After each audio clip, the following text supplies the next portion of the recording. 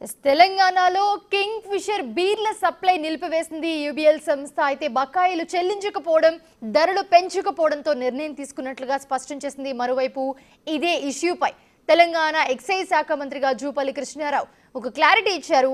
ఇవాల్టి నుంచి సప్లై బంద్ చేస్తున్నామని యూబీఎల్ సంస్థ ప్రకటించిందని చెప్పారు. అయితే రేట్ల పెంపు నిర్ణయం హైకోర్టు విశ్రాంత జడ్జి నేతృత్వంలోని ధరల నిర్ణయ కమిటీ పరిశీలనలో ఉందన్నారు. కమిటీ నివేదిక వచ్చాక దానిని పరిశీలించి ధరల పెంపు నిర్ణయం తీసుకుంటామని చెప్పారు.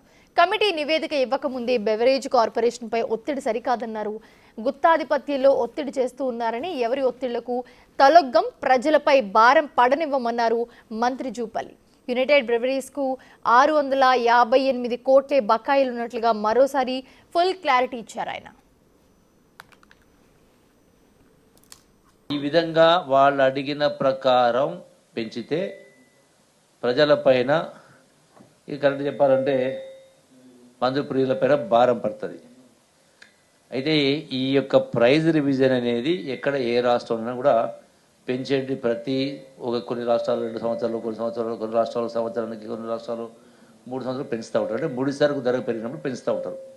సో ఈ పెంచేది ఈ స్థాయిలో పెంచడం వల్ల ఇబ్బంది జరుగుతున్న కింద వాస్తవంగా ఈ పెంచే సిస్టమ్ కూడా ఒక రిటైర్డ్ హైకోర్టు జడ్జి గారిని అపాయింట్మెంట్ చేయడం జరిగింది. కమిటీ ఏర్పాటు చేసి దాని రిపోర్ట్ కోసం కమిటీ పంపడం జరిగింది. అదే ఆ కమిటీ పరిశీలనలో ఉంది.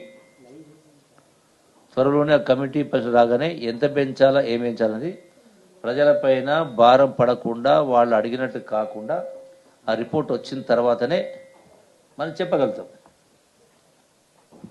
అంటే కారణం కూడా ఏంటంటే అసలు ఈ యూబీ బీర్ కంపెనీ యొక్క మార్కెట్ షేర్ సుమారుగా 69% అంటే ఆల్మోస్ట్ 70% మార్కెట్ షేర్ ఉంది.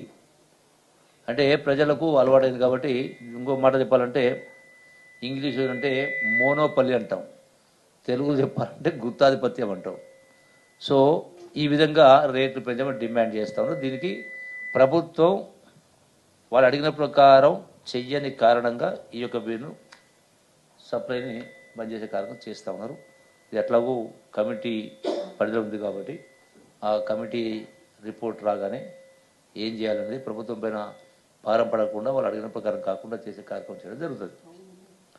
రెండవది, వాళ్ళు చూపించినటువంటి దానిలో ఎందుకు బంద్ చేస్తామనే దానిలో వాళ్ళు చూపించినట్టు ఏంటంటే మాకు బిల్స్ రావటం లేదని, తక్కువ వచ్చినాయి.